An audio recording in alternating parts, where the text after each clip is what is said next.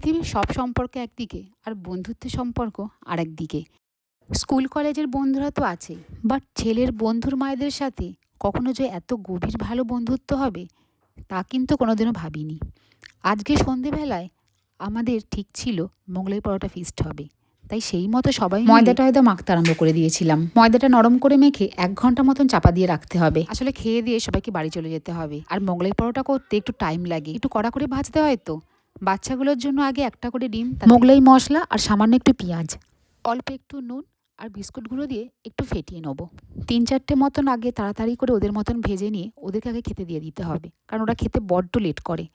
মোগলাই পরোটা করার জন্য ময়দাটা একদম নরম করে মাখা হয়েছে। অবশ্য সবাই বন্ধুরা মিলেই করেছি, একার পক্ষে কিন্তু এতগুলো করা সম্ভব নয়। এখানে এখন আমি পরোটা ভাজছি, আর আমার বন্ধু রাখি কি একটা কথা বলেছে, জানি না কি একটা কথা বলছে, এখন কিন্তু মনে পড়ছে না, বাট কিছু একটা ইন্টারেস্টিং কিছু একটা বলেছে যেটা আমার এখন মনে পড়ছে না, আর সেটা নিয়ে আমরা খুব হাসাহাসি করছিলাম। যাকগে, এখানে এর একটা পিঠ হয়ে গেছে, আর একটা পিঠ একটু কড়া করে ভেজে নেব।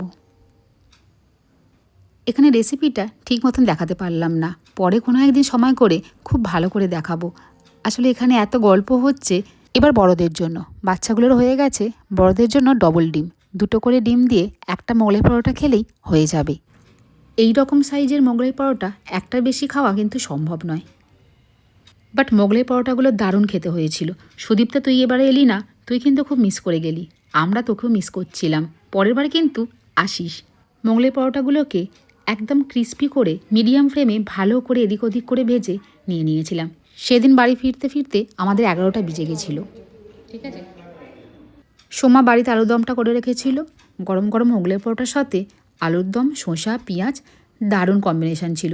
শীতকালে এই রকম একটা বন্ধুদের গ্রুপ হবে, তার সাথে এরকম খাবার দাবার, চুটিয়ে গল্প, মজা, ব্যাস দারুণ একটা সন্ধে কাটালাম।